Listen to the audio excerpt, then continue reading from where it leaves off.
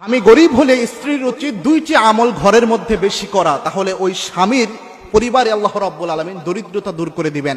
মনে রাখবেন, স্ত্রীর যে রিজিক আল্লাহ রাব্বুল আলামিন দান করেন, এই রিজিক কিন্তু স্বামীর মাধ্যমে আল্লাহ রাব্বুল আলামিন দিয়ে থাকেন, কারণ উপার্জন করে স্বামী।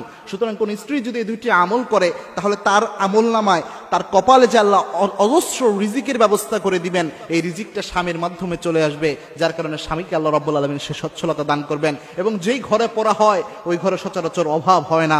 তার মধ্যে এক নাম্বার যে আমলটা, এটা আল্লাহর হাবিব সাল্লাল্লাহু আলাইহি ওয়াসাল্লামের দেওয়া অত্যন্ত গুরুত্বপূর্ণ একটি আমল, যেটা ইবনে মাসউদ রাদিয়াল্লাহু তাআলা আনহু তিনি নিজে করে তিনি উপকৃত হয়েছেন।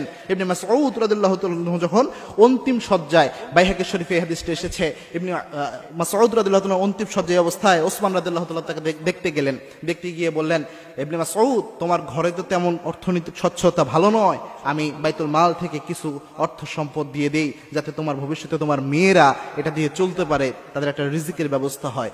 ইবনে মাসউদ রাদিয়াল্লাহু তাআলা আনহু বললেন, ওসমান, আমার এই জিনিসের কোনো প্রয়োজন নাই, কারণ আল্লাহর হাবিব সাল্লাল্লাহু আলাইহি ওয়াসাল্লামের শেখানো একটি আমল আমার কন্যাদেরকে আমি সব সময় শিক্ষা দিয়েছি। ওসমান রাদিয়াল্লাহু তাআলা আনহু বললেন, কোন আমল? ইবনে মাসউদ বললেন, আল্লাহর হাবিব সাল্লাল্লাহু আলাইহি ওয়াসাল্লাম বলেছেন, যেই ঘরের মধ্যে সূরাতুল ওয়াকিয়া পড়া হয়, সেই ঘরের মধ্যে কখনো দরিদ্রতা আসে না।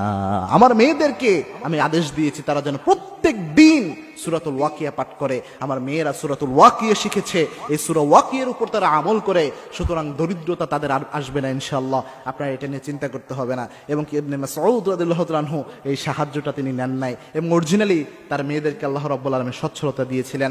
দুই নাম্বার যে আমলটা, এই আমলটা আল্লাহর হাবিব সাল্লাল্লাহু আলাইহি ওয়াসাল্লাম জানিয়েছেন, এবং কি আমলটা অরিজিনালি আল্লাহ রাব্বুল আলামিন নিজেও জানিয়েছেন। এই আমলের কারণে আল্লাহ রাব্বুল আলামিন সচ্ছলতা দান করেন, সেটা হচ্ছে ইস্তেগফারের আমল। আমরা ইস্তেগফারের আমলটা অনেকেই বুঝি না। ইস্তেগফার অনেক গুরুত্বপূর্ণ।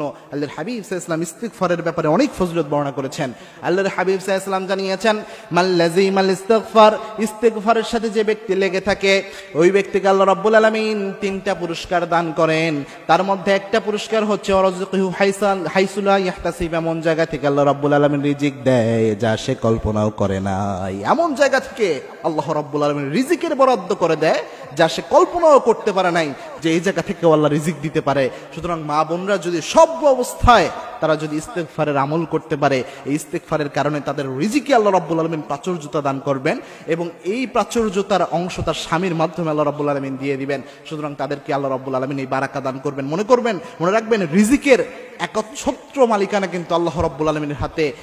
আল্লাহ রাব্বুল আলামিন যাকে চান অগণিত অসংখ্য রিজিক আল্লাহ রাব্বুল আলামিন দান করে দেয়, এবং কি আল্লাহ রাব্বুল আলামিন ছাড়া পৃথিবীতে কেউ আপনার কোনো রিজিক দিতে পারে না।